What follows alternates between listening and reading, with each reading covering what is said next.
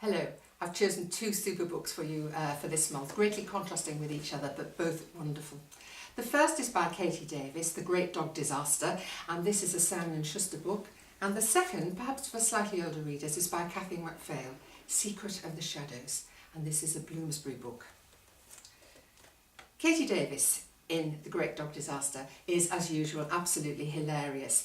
Her books are real page turners, great fun, and I think children from 7 upwards up to adults are going to love these books. This is very funny, no exception. I'm going to read from the very beginning, and Anna, who is talking here, she will tell you a little bit to set the scene. This is a story about my friend Suzanne and her dog and me and Tom and the Great Dog Disaster.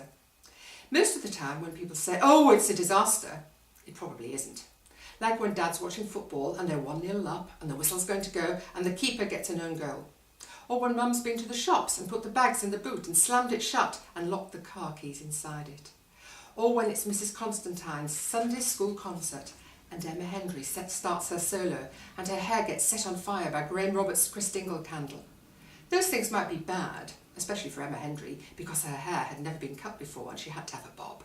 But they aren't actual disasters, because I looked disaster up in my dictionary and this is what it said.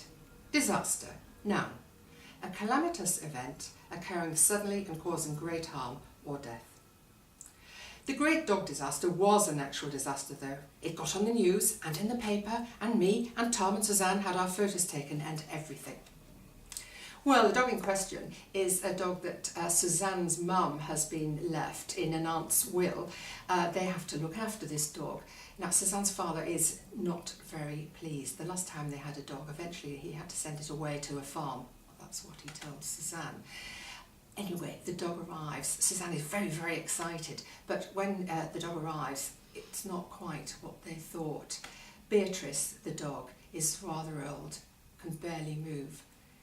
Anyway, the girls decide they're not going to give up on the idea of having this dog, and so they spend an awful lot of time. It's a bit like sending it to doggy boot camp, poor thing. But they have to actually see if they can make this dog livable with before Suzanne's father sends him away. I do hope you enjoy it. It's very, very funny and brilliantly written.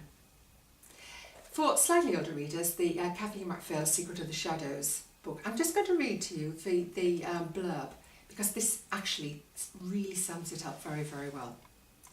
Tyler is spending the summer in her grand's cottage, tidying it up after her death. Then an ice-cold shadow in the corner of her bedroom begins to stir, moving closer and closer. Tyler is sure the house is haunted and that a horrible secret lies hidden there. But can she solve the mystery in time to save somebody else from a terrible fate?